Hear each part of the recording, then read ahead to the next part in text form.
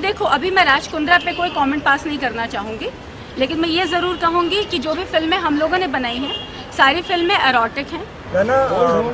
सामने देखिए, जो प्रॉपर्टी से दूसरा मामला दर्ज हुआ था उस मामले में आपको आरोपी बताया गया, आपने कई कोर्ट में दरख्वास्त की, राहत आपको सुप्रीम कोर्ट से मिली, क्या करना चाहेंगी? और आज आप आई हैं यहाँ पर किस लिए बुलाया गया, क्या क्या कुछ होने वाला है? मैं फ़िलहाल तो यहाँ पर स्टेटमेंट देने आई हूँ जो काफ़ी टाइम से पेंडिंग था, और ये सबको पता है कि मुझे पूरी तरह से फ्रेम किया गया क्योंकि मैं बार बार मीडिया से इंटरेक्ट कर रही थी, लोगों के सामने सारी चीज़ें लेकर आ रही थी। क्योंकि हो क्या रहा था कि ये लोग सिर्फ वन साइडेड खेल रहे थे, इनको जो मन में आ रहा था वो लिख रहे थे, जो मन में आ रहा था बोल रहे थे। तो बहुत ज़रूरी था कि मैं अपना पक्ष रखूं। तो जब मैंने अपना पक्ष रखना शुरू किया, क्योंकि कॉन्स्टिट्यूशन में सबको हक है कि वो अपनी बातें रखें, तो मैंने अपना हक पूरी तरह से यूज़ किया। मैंने अपनी बातें रखी तो मुझ पर केस किया गया, पूरी तरह से मुझे फ्रेम किया गया। मेरे पास प्रॉपर प्रूफ है, मेरे पास प्रॉपर रॉ फुटेज है, सीबीआई के पास भी एक कॉपी है, मेरे पास भी एक कॉपी है, मेरे पास एनओसी वीडियोस हैं।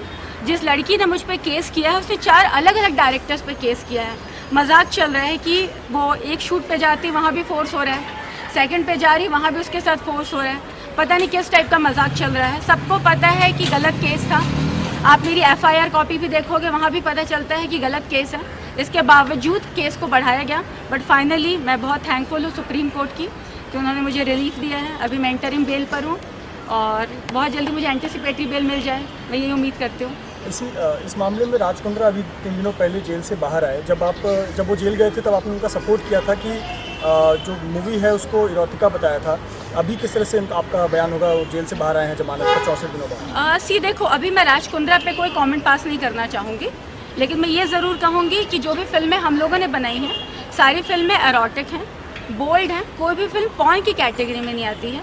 किसी भी फिल्म में ऐसी कोई भी एक्टिविटी नहीं हुई है जिसे आप पॉर्न कह सकें। और अपार्ट ऑफ ऑल दिस, अभी तक डिजिटल में सेंसर नहीं है। अगर आपके घर में डोर नहीं है, दरवाज़ा नहीं है, तो कोई परमिशन लेके नहीं आएगा।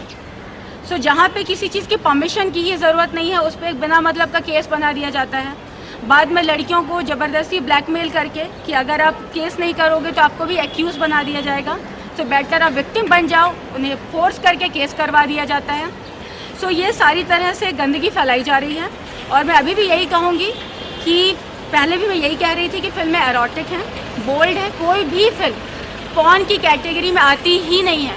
उन्हें बार बार पॉर्न कह देना, गलत तरीके से चीज़ों को फ्रेम कर देने से चीज़ें नहीं बन जाती जो आप कहते हो। सच सच ही रहेगा। और मेरे पास हर चीज़ का रॉ फुटेज है, मेरे पास हर चीज़ का प्रूफ है। प्रॉब्लम ये है कि ये प्रूफ मैं तब दिखा सकती हूँ जब केस खुलेगा। अभी तो फ़िलहाल जो लड़ाई चल रही है वो सिर्फ इस चीज़ की लड़ाई है कि इन्हें मुझे जेसी में रखना है या पीसी में रखना है। पहले ये सॉर्ट आउट हो जाए, फिर जब मेरा केस खुलेगा तब ऑटोमेटिकली सबके सामने सच आ जाएगा कि किस तरीके से मुझे फ्रेम किया गया, किस तरीके से मुझे फंसाया गया। एक आखिरी सवाल, आप कह रही हैं कि फ्रेम किया जा रहा है जबरन, जो इस केस में जुड़े हुए लोग हैं उनको बोला जा रहा है कि आप बयान दो या लड़की को एफआईआर करने के लिए कहा रहे हैं। कौन लोग हैं वो, क्यों कर रहे हैं, कौन लोग? क्योंकि केस बहुत कमज़ोर है। जब आप कोई केस बना लेते हो आपको भी जवाब देना पड़ता है कि आपने केस क्यों बनाया है, क्योंकि आप भी किसी न किसी को आंसरेबल होते हो। आपके हिसाब से कॉन्स्टिट्यूशन नहीं चलता। तो जब आपको पता होता है कि आप कमज़ोर हैं तो आपको 1-2 कड़ियाँ और जोड़नी पड़ती हैं। कहते हैं ना, अगर रस्सी कमज़ोर है तो गठान लगानी पड़ती है। तो वही चल रहा है यहाँ पे। इन्हें पता है कि पॉर्न का कोई केस ही नहीं बनता क्योंकि अभी तक डिजिटल पे सेंसर नहीं आया है। तो लड़कियों को ज़बरदस्ती प्रेशर देकर यह कहा जाए कि फोर्स करके शूट करवाया गया है, जो कि कभी नहीं हुआ। और मैं एक और बात कहना चाहूँगी, जो लड़कियाँ ये अभी केस करके बहुत खुश है ना कि हमने केस तो कर दिया, हमारी जीत हो गई, मैं बाकायदा जहाँ तक मैं लड़ सकूँगी मैं वहाँ तक लड़ूंगी। जितनी बार मुझे लड़ना पड़ेगा मैं उतनी बार लड़ूंगी और मैं हर बार सच सामने लेकर आऊँगी। और इन सारी लड़कियों पे मैं डेफेमेशन केस भी डालूंगी, क्रॉस एफआईआर भी डालूंगी। और जब इनके प्रूफ में सामने लेकर आऊँगी तो उन्हें पता चलेगा कि गलत केस करने का नतीजा क्या होता है। मैं लड़की होकर मुझ पर 376D लगा दिया। इमेजिन करो अगर मेरी जगह कोई लड़का होता, उसकी ज़िंदगी निकल जाती है प्रूफ करने में कि उसने किसी का रेप नहीं किया है। यहाँ लड़की को प्रूफ करने के लिए 5 मंथ्स लग गए। मैं 5 मंथ्स जेल में थी एक रेप केस के लिए। यहाँ रोड चलते हुए किसी आदमी पे एक लड़की बोल देगी ना, इसने मेरा रेप किया, इसने मुझे छेड़ा, कोई सफाई नहीं मांगता, कोई नहीं पूछता, कोई एक प्रूफ नहीं मांगता, तो फिर ये तो गलत है ना। आपको लड़ने का हक है, मैं लड़ूंगी। और इन सारी लड़कियों को सबक मिलना चाहिए कि गलत केस नहीं करना चाहिए। आप अगर सच है तो सच के लिए लड़ो, और एक बात कही जाती है, सच ही हमेशा जीतता है, तो मैं ही जीतूंगी। सचिन वजह इसको शुरुआत में केस में देख रहे थे, उनको लेकर भी कोई आपके मन में सवाल, क्योंकि इस बार जिस तरह से उनका नाम बाद में आया वसूली केस में और अभी मर्डर केस में भी आरोपी हैं, तो कहीं ना कहीं संदेह पैदा होता है कि उनका मकसद क्या था उनका कहीं ये दर्ज करने का केस। देखो, उसका कोई रिलेशन नहीं है ये। हमारे केस से उसका कोई लेना देना नहीं है।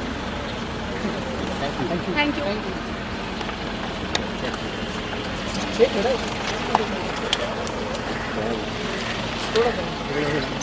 दिवाकर